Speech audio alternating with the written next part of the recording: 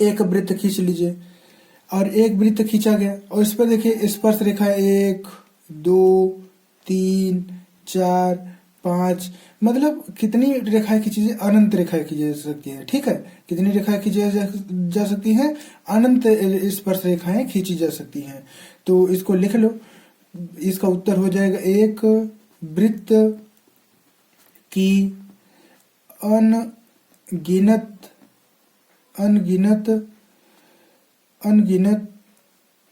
स्पर्श रेखाएं हो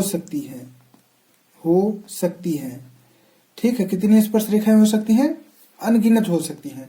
ठीक है, अब चलिए रिक्त स्थानों की पूर्ति करते हैं। रिक्त स्थानों की पूर्ति करने में देख लीजिए, एक वृत्त की स्पर्श रेखा, एक वृत्त बना लेते हैं, स्पर्श रेखा, एक वृत्त का स्पर्श रेखा। देखिए जैसे यहाँ पर एक वृत्त हो गया और इस पर एक स्पर्श रेखा और क्या कर बिंदुओं पर प्रतिच्छेद करती है, केवल एक बिंदु पर। यहाँ पर क्या हो जाएगा, पहले का केवल एक, यहाँ पर क्या हो जाएगा, केवल एक।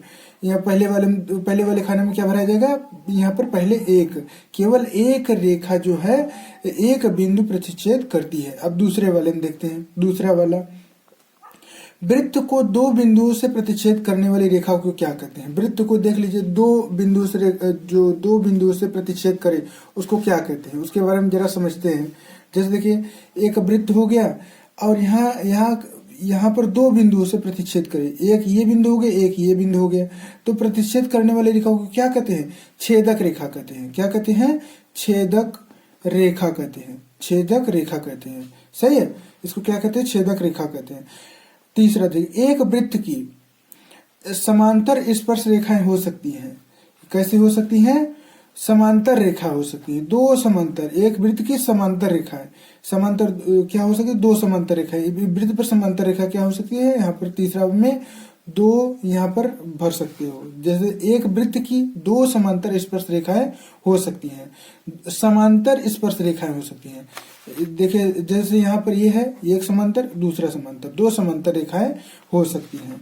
अब चले वृत्त तथा उसकी स्पर्श रेखाएं उभयनिष्ठ बिंदु को क्या कहते हैं, स्पर्श बिंदु कहते हैं। तो यहाँ पर देख लीजिए, इसको स्पर्श बिंदु कहते हैं। यहाँ पर लिख लो स्पर्श बिंदु। यहाँ पर इसको बना लेते हैं, एक वृत्त तथा उसकी स्पर्श रेखा, वृत्त तथा स्पर्श रेखा उभयनिष्ठ को क्या कहते हैं, स्पर्श बिंदु। यहाँ पर जो छूता है उसको क्या कहते हैं, स्पर्श बिंदु कहते हैं। सही है, बात एकदम क्लियर हो गया। अब आगे चलते हैं। ठीक है, देखिए अब तीसरा क्वेश्चन में जरा देखते हैं, नजर दौड़ाते हैं, इसको देखते हैं। 5 सेंटीमीटर त्रिज्या वाले वृत्त को एक 5 सेंटीमीटर का एक त्रिज्या बना लेते हैं। ये हो गया, एक वृत्त हो गया और यहाँ पर 5 सेंटीमीटर का एक त्रिज्या बना लिए है। 5 सेंटीमीटर के त्रिज्या के बिंदु P पर स्पर्श P पर यहाँ एक P बिंदु है, स्पर्श कर रहा है, स्पर्श P बिंदु PQ को एक PQ इसको क्यूब मान लेते हैं एक ठो। ठीक है, PQ हो गया। केंद्र से होकर जाने वाली एक रेखा को, केंद्र से होकर जाने वाली, यहाँ से केंद्र से होकर जाने वाली रेखा को Q को इस प्रकार मिलाती है, OQ बराबर 12 सेंटीमीटर। यहाँ O है, OQ बराबर 12 सेंटीमीटर है। ठीक है, तो PQ की लंबाई ज्ञात कीजिए। PQ की लंबाई यानी इसकी और इसकी लंबाई ज्ञात करना है, इसको x मान लेते हैं। ठीक है, चलिए इसको सॉल्व करते हैं। तीसरा क्वेश्चन है, तीसरा क्वेश्चन को सॉल्व करते हैं।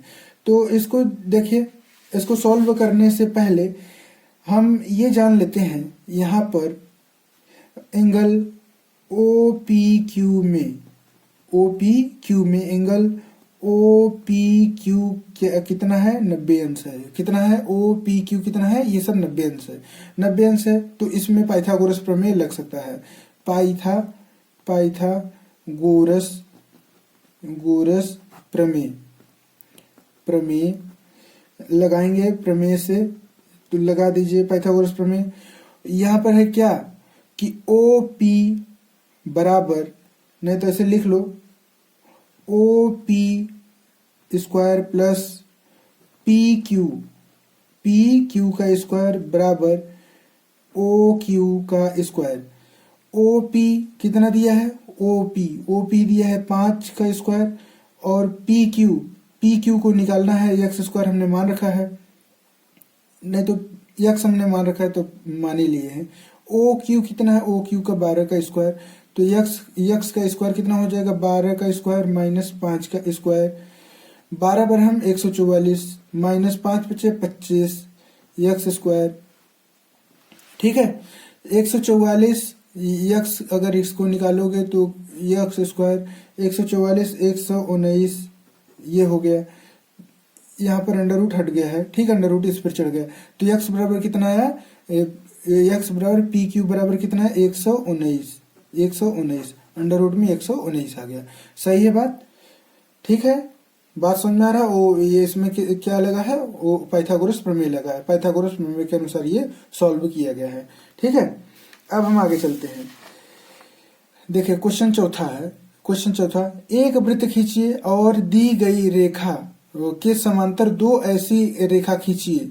एक वृत्त खींचिए, हमने एक वृत्त खींच लिया है, एक वृत्त हमने खींच लिया है। दी गई रेखा, एक दी गई रेखा है, मान लो एक दी गई रेखा, इसको एल मान लेते हैं, दी गई रेखा समांतर दो ऐसी रेखा खींचिए जो उसे स्पर्श करती हो। क्या करती हो, स्पर्श करती, दूसरा छेदक रेखा हो, एक स्पर्श रेखा हो और एक छेदक रेखा हो, बस यही मालूम करना था। इसको P बिंदु कह सकते हैं, इसको AB कह सकते हो, ठीक है, इसको O बिंदु कह सकते हो। इस तरीके से इसको क्या कहोगे, स्पर्श रेखा, स्पर्श रेखा, स्पर्श रेखा, और इसको क्या कहोगे, छेदक रेखा, इसको छेदक रेखा, इसको छेदक रेखा कहोगे, और इसको दी गई रेखा, दी गई रेखा, बस यही कहोगे, दी गई रेखा। इसमें देखिए जो भी कहा गया है स्टेटमेंट में, उसके अनुसार इसको हम क्वेश्चन को फॉर्मुलेशन कर रहे हैं, इसको हम बना रहे हैं। पहला है रेखा एल दी गई रेखा है, दी गई रेखा, दी गई रेखा है, और दूसरा है PT, टी कोई बिंदु मान लेते हैं, PT और AB दोनों यल के समानांतर हैं, समानांतर हैं, ठीक है, यल के समानांतर हैं। और तीसरा PT बिंदु, P पर एक स्पर्श रेखा है, एक स्पर्श रेखा है। और चौथा क्या कह रहा है, AB वृत्त की छेदक रेखा है, छेदक रेखा है। तो बात समझ आ रहा है।